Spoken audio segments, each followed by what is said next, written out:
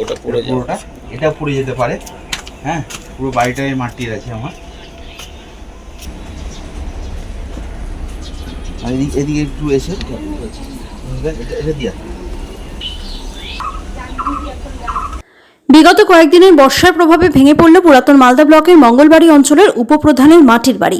ঘটনাক্রমে জানা গিয়েছে পুরাতন মালদা ব্লকের মঙ্গলবাড়ি অঞ্চলের উপপ্রধান সোনিয়া লেম্বু মণ্ডল তার বাড়ির সংশ্লিষ্ট এলাকার ঝিমুলি এলাকায় তিনি মাটির বাড়িতে বসবাস করেন। তার বাড়িতে রয়েছেন তার স্বামী গোপাল মণ্ডল, তার 2 ছেলে ও তার শাশুড়ি। গত কয়েকদিন ধরেই চলছিল বৃষ্টি, আর সেই বৃষ্টির প্রভাবে সেই মাটির বাড়ি ভেঙে পড়ে। অল্পের জন্য রক্ষা পান তার শাশুড়ি সহ তার 2 ছেলে। এদিকে শুক্রবার দুপুর 12টা নাগাদ ঘটনাটি সামনে আসতেই চাঞ্চল্য ছড়ায় এলাকা জুড়ে। এখন দিশেহারা উপপ্রধান জানান ওই ঘরে তার শাশুড়ি ও তার 2 সন্তান ঘুমায়। দিনের বেলা ঘটে এই ঘটনা, তবে তারা প্রাণের হাত থেকে রক্ষা পেয়েছেন। রাত্রি হতে গেলে কিছুই বুঝে উঠতে পারতেন না তারা। এখন সব পরিষ্কার পরিচ্ছন্ন করতে ব্যস্ত রয়েছে। এই বিষয়ে প্রধান বাপ্পা দাস বলেন, আমরা খবর পেয়েছি এবং যাতে সরকারি সুবিধা পান সেই জন্য বিডিও সাহেবকে বিষয়টি জানাবো।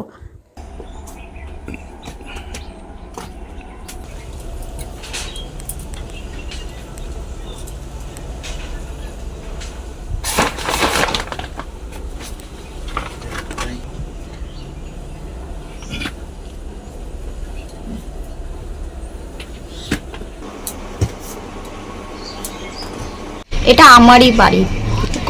কয়েকদিন ধরে বৃষ্টি মুষলধার হয়েছে, তার মধ্যে আমাদের হঠাৎ দেওয়ালটা পড়ে গেছে। ভাগ্যিস ভালো ঘরের মধ্যে কেউ ছিল না যখন ঘরটা ভাঙে, তা আমরা অনেক রক্ষা পেয়েছি। দিনের বেলাতে ইয়েটা হয়েছে, রাত্রেবেলা হলে আমার শাশুড়ি থাকতো ঘরে, আমার 2 ছেলে থাকতো, হয়তো কোনো বড় ঘটনাটা ঘটতো। তাই আমরা কোনোদিন নিজে থেকে আবেদন জানাইনি ঘরের জন্য। আমরা সবসময় চাই যে আমাদের হয়তো অনেক যারা গরিব তাদের হয়তো আমরা সেবা করতে পারি, জনগণের সেবা করি। তো আমরা সবসময় ওটাই আগে আমরা ভাবি, পরে আমরা নিজের জন্য ভাবি। আগে অন্য কথা ভাবি, তারপরে নিজের।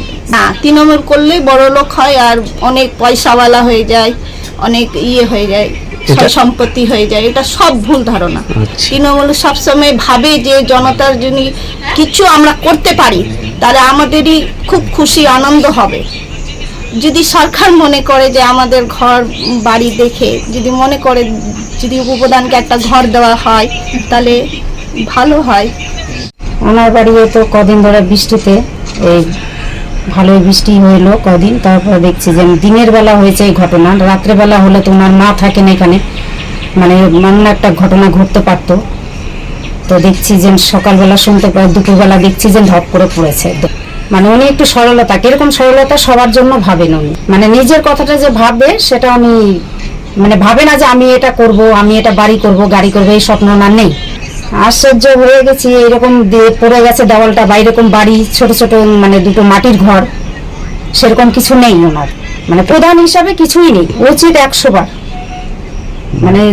10টা জনগণ যদি পায় তাহলে ওনারও একটা পাওয়ার ভীষণ দরকার। হালত খারাপ এখন, ওনার যে হিসাবে উনি একটা মানুষে বলে যে উপপ্রধান হলে একটা কিছু করা দরকার, কিন্তু উনি কিছু করেননি ওনার জন্য। লোকের জন্য করে, যেটুকু পারে উনি করে, কিন্তু নিজের কথা ভাবে না।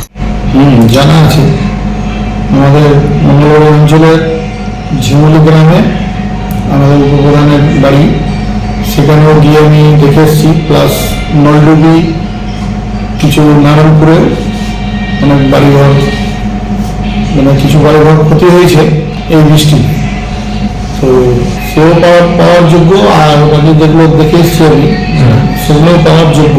কারণ অনেকটাই ক্ষতি হয়েছে, ওনার মাটির বাড়ি তো, যার কারণে মাটির দেওয়াল ভেঙে পড়েছে। তা আমরা সরকারিভাবে যতটা পারি চেষ্টা করবো, ভিডিও ম্যাডামকেও বলবো যতটা সুযোগ সুবিধা যতটা পালিয়ে দেওয়া যায় সেটাই আর কি চেষ্টা রাখবো আমরা। আতঙ্ক হচ্ছিল। ভাগ্যিস ধরেন দিনের বেলা ঘটনাটা ঘটেছে, রাতের বেলা ঘটলে কারণ আমার 2 ছেলে আর মা এখানে ঘুমায়। আচ্ছা, একটা বড় সড়ো দুর্ঘটনা ঘটতে পারত। বাবার আমলের মোটামুটি 50 বছর পুরনো। বাবা ভারতীয় সেনার ছিলেন, BSF এ চাকরি করতো। আচ্ছা, হ্যাঁ, বর্তমানে উনি মারা গেছে। আমার স্ত্রী মঙ্গলবাড়ি অঞ্চলের উপপ্রধান, আমিও সমাজসেবী করি। ব্যবসা করি আমি।